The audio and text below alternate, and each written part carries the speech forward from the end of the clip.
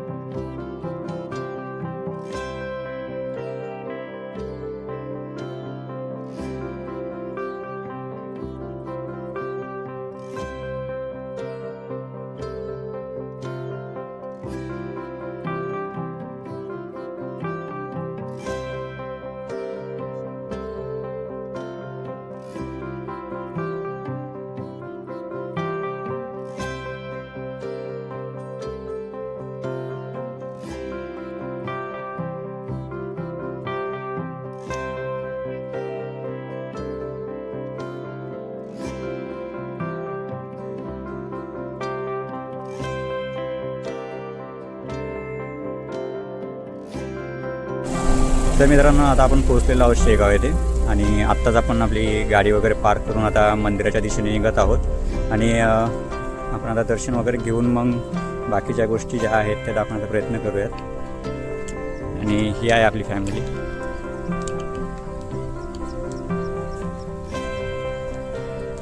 तर आता आतमध्ये तर व्हिडिओ शूटिंग वगैरे किंवा फोटोज वगैरे अलाउड नाही आहेत, बट जो काही मंदिराचा परिसर वगैरे आहे तो आपण दाखवण्याचा प्रयत्न करूयात व्हिडिओच्या माध्यमातून.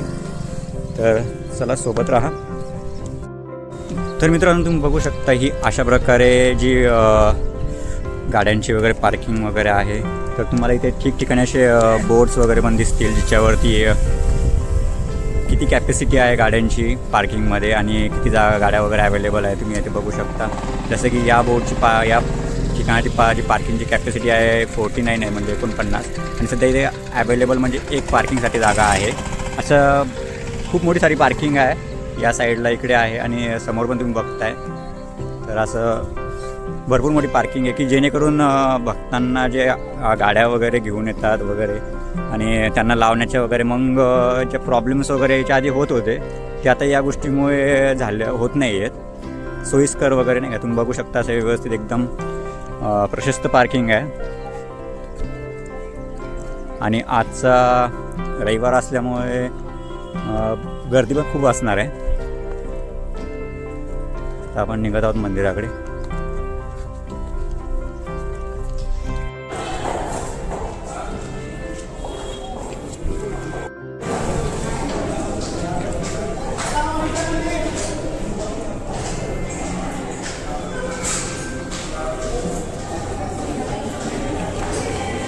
तुम्ही बघू शकता ही आपली फॅमिली.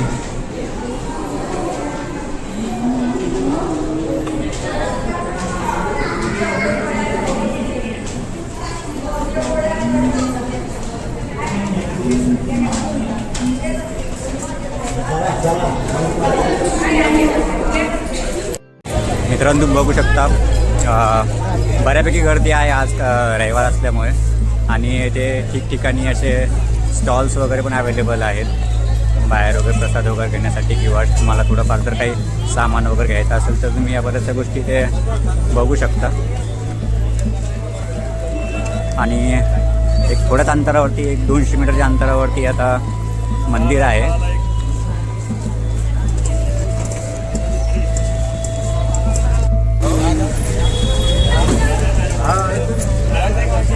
आत आल्यानंतर तुम्हाला डाव्या हाताला जे आहे इकडे तुम्हाला चप्पल स्टँड, बूट स्टँड वगैरे अवेलेबल आहे, जे की निःशुल्क आहे.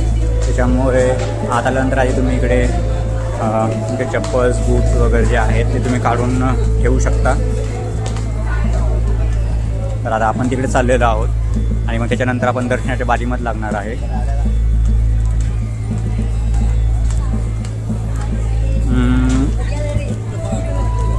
तीन गोष्टीसाठी म्हणजे म्हणता येईल की शेगावांचं गजानन महाराजांचं जे शेगाव आहे हे खूप प्रसिद्ध झालेलं आहे. एक म्हणजे इथली जी स्वच्छता आहे, जे सेवार्थी जे आहेत त्यांच्याकडनं जी होणारी इथली स्वच्छता वगैरे, इथली शिस्तबद्ध वगैरे जी पद्धत आहे ती लहानांपासून मोठ्यांपर्यंत सगळ्यांना माऊली या नावानेच इथे उच्चारलं जातं किंवा बोललं जातं. आणि आता आपण इथे आलेलो आहोत, ते बघा तुम्ही बघू शकता इथे शूज स्टँड वगैरे आहे.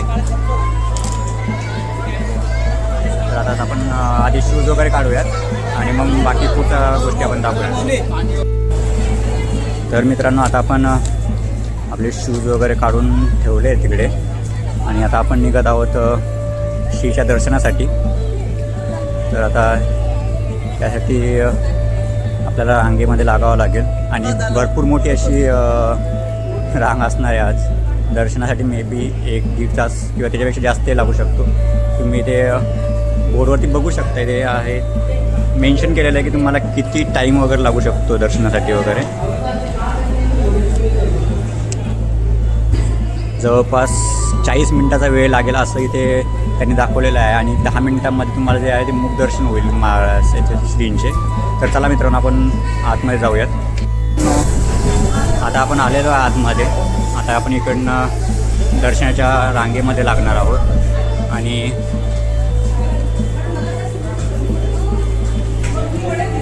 बाहेर किती ऊन असू द्या, आतमध्ये आल्यानंतर तुम्हाला इथे थंड गारवाच मिळेल. कारण की सर्व ठिकाणी असं फॅन्स वगैरे, AC वगैरे, आतमध्ये गेल्यानंतर हॉल्समध्ये AC वगैरे पण लावलेले आहे, जेणेकरून बाहेरचं जे तापमान वगैरे आहे, जे टेम्परेचर वगैरे आहे, तिथं तुम्हाला याच्यावरती काही इम्पॅक्ट होणार नाही.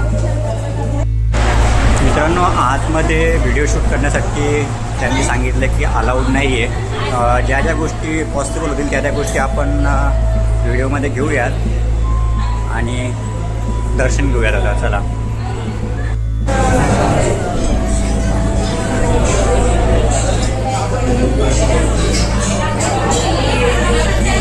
बघू शकता इथे जे आहेत ना, हे पाण्यासाठी जे इथे पाणी वगैरे पिण्याच्या पाण्यासाठी जे भक्त वगैरे येतात ना, ते इथे बारीमध्ये लागल्यानंतर ज्यांना तहान वगैरे लागते त्यासाठी ते पाण्याचं वगैरे बऱ्यापैकी इथे सगळ्या गोष्टी ठेवलेल्या आहेत, तुम्ही बघू शकता. आणि निःशुल्क गोष्टी आहेत सगळ्या गोष्टी, नाही का, की ज्यांना तहान वगैरे लागते त्यांच्यासाठी इथे पाणी वगैरे जी सुविधा इथे प्रोव्हाइड केलेली आहे.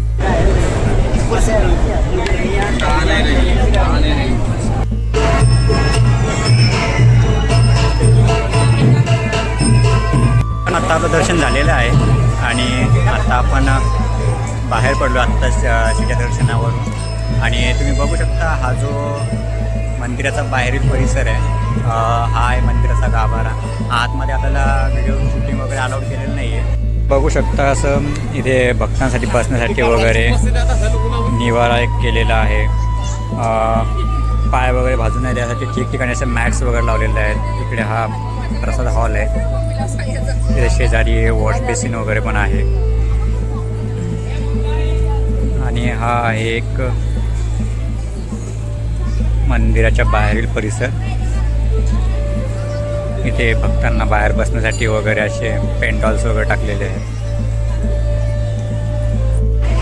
मित्रांनो, आता दर्शन वगैरे घेऊन आता आपण महाप्रसादालयाकडे चाललो आहे. इकडे आता महाप्रसाद आहे. महाप्रसाद हा सकाळी 11 ते 5चा टायमिंग असतो महाप्रसादाचा. तर तुम्ही बघू शकता ही आहे महाप्रसादासाठी लागलेली रांग. आणि आत्ता 10 वाजून 53 मिनिटं झाले. महाप्रसादाची वेळ बहुतेक 11 वाजता ते 11 वाजेपासून 5 वाजेपर्यंत असते. आणि आत्ता कुठे भाविक महाप्रसादासाठी येण्याचं चालू झालेले आहे. थोड्याच वेळात ह्या ज्या तुम्हाला खाली रांगा वगैरे दिसतात ह्या पण भरून दिसतील, एवढी पब्लिक असणार आहे, कारण की एवढे भाविक इथे येतात. आणि त्यात आजचा आहे रविवारचे सुट्टीचा दिवस म्हटल्यानंतर बऱ्यापैकी लोक दर्शनासाठी किंवा माऊलीच्या दर्शनासाठी इथे येत असतात. तुम्ही बघू शकता आता वरच्या हॉलवरती महाप्रसादाचा आहे आणि कुठल्याही याची गैरसोय होऊ नये म्हणून पुष्कळ मोठा असा हॉल, असे 3 हॉल यांनी महाप्रसाद ठेवलेले आहेत. त्याच्यामुळे महाप्रसादासाठी पण तुम्हाला जास्त वेळ रांगेमध्ये थांबायची गरज पडत नाही आहे. तर आता आपण आतमध्ये गेल्यानंतर पण दाखवूयात महाप्रसाद वगैरे माऊलींचा. तुम्ही बघू शकता हा माऊलीचा प्रसाद आपण आता घेतलेला आहे.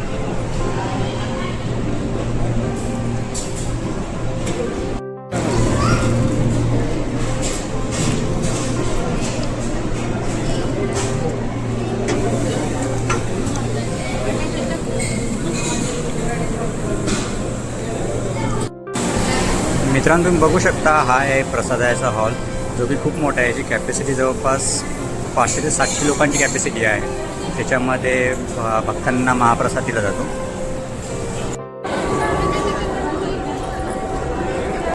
तुम्ही बघू शकता हा आहे शेगाव येथील भक्तनिवास. जर तुम्ही बाहेरून वगैरे येत असाल इथे दर्शनासाठी वगैरे, तर इथे राहण्यासाठी वगैरे रूम्स वगैरे अवेलेबल आहेत, ज्या की 300 रुपयापासून तर 950 रुपयापर्यंत अवेलेबल आहेत. तुमच्या याच्यानुसार तुम्ही इथे रूम्स वगैरे घेऊ शकता. आणि जे बॅचलर्स वगैरे किंवा सोलो ट्रॅव्हल्स करतात त्यांच्यासाठी 50 रुपये पर कॉट असं इथे शुल्क आहे राहण्याचे. आणि ह्या ज्या तुम्ही बसेस वगैरे बघताय या संस्थानातर्फे बसेस आहेत, ज्या की निःशुल्क आहे. तुम्हाला रेल्वे स्टेशनला जायचं असेल किंवा बस स्टँडवरून मंदिराकडे यायचं असेल किंवा इथनं अजून आनंदसागरकडे या साईडला वगैरे जायचं असेल तर तुम्हाला ह्या बसेस निःशुल्क बसेस असा इथे त्यांचा स्टॉप आहे. हा तुम्ही बघू शकता समोर. तर या स्टॉपवरती येऊन तुम्हाला एक 15 ते 20 मिनटाच्या याच्यावरती इथे बसेस वगैरे अवेलेबल आहेत. तर तुम्हाला कुठलेही इथे चार्जेस वगैरे द्यायची गरज पडत नाही आहे, जे की संस्थानातर्फे असल्यामुळे. तर तुम्ही नक्कीच या गोष्टींचा लाभ घेसाल, कारण की बऱ्याच ठिकाणी असं होतं की कुठे ट्रॅव्हल्स वगैरे करायचं असलं आपल्याला की रिक्षा बघावं लागते किंवा अजून कुठल्या दुसऱ्या गोष्टीचं हे करावं लागतं. तसं इथे शेगावमध्ये तरी असं तसं नाही आहे. तुम्ही जर रेल्वेने प्रवास करत असाल तर तुम्हाला सकाळी 6 वाजतापासून तिथे बसेस वगैरे अवेलेबल असतात स्टेशनच्या बाहेर, तर तुम्ही त्याने येऊ शकता. हा बघा तुम्ही इथे बघताय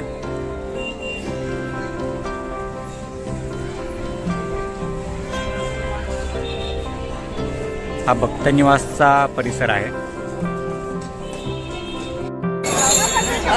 मित्रांनो बाहेर आल्यानंतर मंदिराच्या मला इथे असं काय घ्यायचं वगैरे असेल किंवा महाप्रसाद वगैरे तर असे ठिकठिकाणी स्टॉल लावलेले आहेत, छोटे छोटे स्टॉल आहेत, शॉप्स पण आहेत तिथे. तर तुम्हाला काही खरेदी वगैरे करायची असेल, श्रींची मूर्ती वगैरे, श्रीसाठी प्रसाद वगैरे, तर इथे आहे मंदिराच्या बाहेरच्या साईडला.